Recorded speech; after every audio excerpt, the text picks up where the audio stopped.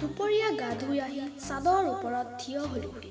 এনে সময়তে কাষৰ বিল্ডিঙৰ খুৰীয়ে ক'লে, ঐ নবিতা, ইমান ৰ'দত কিয় থিয় হৈ আছ? মই ক'লো, খুৰী চুলি শুকাব আহিছিলো।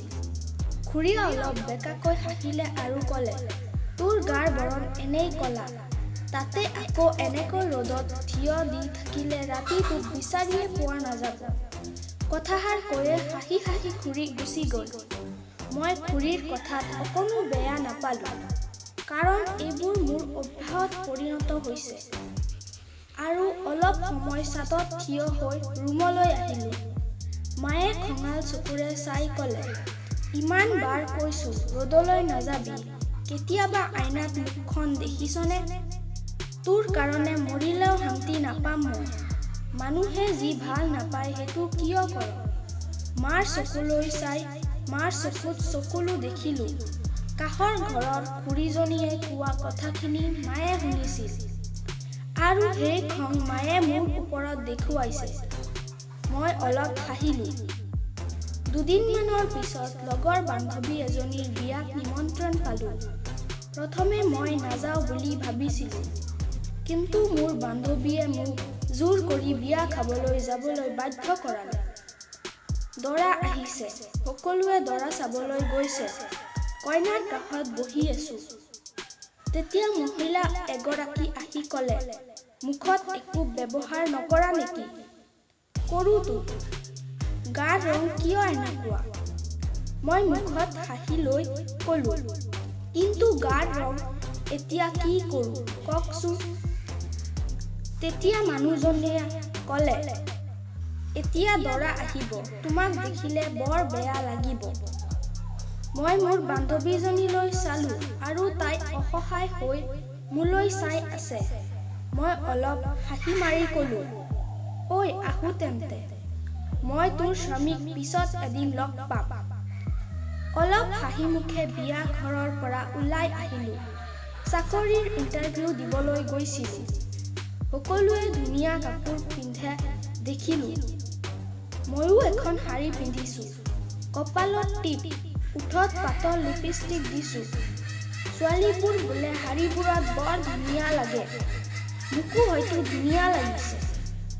হঠাৎ লক্ষ্য কৰিলোঁ, মোৰ চাৰিওকাষে মানুহবোৰে মোক লৈ ধেমালি ঠাট্টা কৰি আছে। মই মূৰটো তল কৰি বহি থাকিলোঁ। তাৰ পিছত মোক মাতি পঠিয়ালে।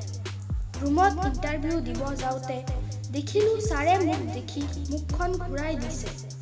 মই মোৰ চাৰ্টিফিকেট কেইখন তেওঁক দিয়াৰ লগে লগে তেওঁ ক'লে যে আপুনি নিশ্চয় জানে যে আমাক এজন স্মাৰ্ট মানুহ লাগে। মই মোৰ মূৰটো দাঙিলোঁ আৰু ক'লোঁ, হয় মই জানো। তাৰ পিছত তেওঁ মোক চাৰ্টিফিকেটবোৰ আগুৱাই দি ক'লে, চৰি, মোৰ মা-দেউতাই মোক বিয়া দিব বিচাৰে, কিন্তু প্ৰতিবাৰে পাত্ৰবোৰে মোক চাবলৈ আহিলে মোক অপছন্দ কৰে। বহুতে কয়, ঘৰলৈ গৈ ফোন কৰি জনাম, কিন্তু ঘৰত যোৱাৰ পিছত কোনো সন্ধান নাই। মোৰ সৰু ভণ্টিজনীও বিয়া পাতিব নোৱাৰে। মোতকৈ হাজাৰ গুণে ধুনীয়া আৰু বগা মোৰ সৰু ভণ্টিজনী।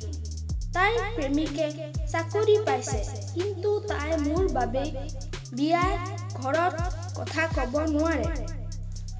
মই আৰু মোৰ ভণ্টি একেলগে বহি আছোঁ।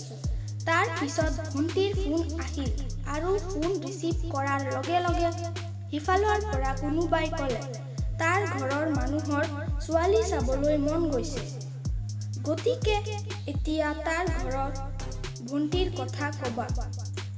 কিন্তু ভণ্টিয়ে তাক মানা কৰিলে আৰু ক'লে যে মোৰ বাইদেউৰ বিয়া নোহোৱালৈকে বিয়া পাতিব নোৱাৰোঁ। ল'ৰাটোৰ খং উঠি ফোনটো থৈ দিলে। যেতিয়া মই আৰু মোৰ ভণ্টিক এৰি আঁতৰি আহিলোঁ, মই তাইক কান্দি থকা দেখিছিলোঁ। মই থিয় হৈ আছোঁ ৰেলিঙত ধৰি আৰু ভাবি আছোঁ, মোৰ সৰু ভণ্টিজনী আজি কিমান ডাঙৰ হ'ল। বায়েকৰ কাৰণে নিজৰ ভালপোৱা মানুহজনক মুখৰ ওপৰত না কৈ দিলে। আৰু প্ৰতিটো নিশা মাৰ কান্দোন শুনি টোপনি আহে। দেউতাৰ অসহায় মুখখন দেখি দেউতাৰ হাঁহি থকা মুখখন এতিয়া